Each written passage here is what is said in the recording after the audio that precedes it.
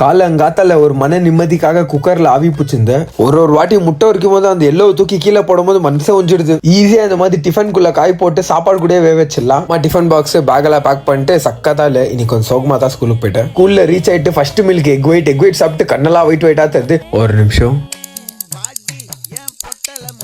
வணக்கம் மக்களே, இன்னைக்கு டே 18 ஆஃப் பில்டிங் படிக்கட்டு. நான் உங்க அல்வின் பென். கிளாஸ் கம்ப்ளீட் பண்ணிட்டு பசங்க கூட கேம்ஸ் ஆடிந்தேன். அப்புறமா செகண்ட் மீல் சாப்பிட்டு வண்டி எடுத்து வீட்டுக்கு வந்தா டிராஃபிக் வர வழியில சிக்கன் வாங்கிட்டு வந்து மசாலா போட்டு நான் சாப்பிடுறதுல ஒரு டேஸ்டியான மீல்னா அது இதுதான். ரொம்ப பேர் சொல்றாங்க ஜிம்முக்கு போய் ஒர்க் அவுட் பண்ணா ஒரு ஸ்ட்ரெஸ் ஃப்ரீயா இருக்கும், ஒரு பீஸ் ஆஃப் மைண்ட் கிடைக்கும்ட்டு. நானும் ஒரு 1.5 வருஷமா ஒர்க் அவுட் பண்றேன். ஆனா எனக்கு அப்படி ஆயிருந்தே இல்லை. ஒரு சைக்கிள தான் நான் ஜிம்முக்கே போவேன், அதே சைக்கிள தான் ஒர்க் அவுட்டா கம்ப்ளீட் பண்ணிட்டு வெளியே வருவேன். ஆனா அந்த விஷயம் தலையில ஓடினே தான் இருக்கும். மேபி கொஞ்சம் பேருக்கு ஒர்க் ஆகுது போல. இன்னைக்கு வந்து ஷோல்டர்ஸ் ஆர்ம்ஸ், ஷோல்டருக்கு 3 வேரியேஷன் பண்ணிட்டு பைசெப்ஸ்க்கு 2 வேரியேஷன், ட்ரைசெப்ஸ்க்கு 2 வேரியேஷன் அச்சு ஒர்க் அவுட் முடிச்சு விட்டு வாக்கிங் போயிட்டு இன்னைக்கு 10 கிலோமீட்டர்ஸ் கம்ப்ளீட் பண்ணிட்டு வீட்டுக்கு வந்து டின்னர் சாப்பிட்டா இத்தானிக் பச்சை பேபலா. Praise the Lord.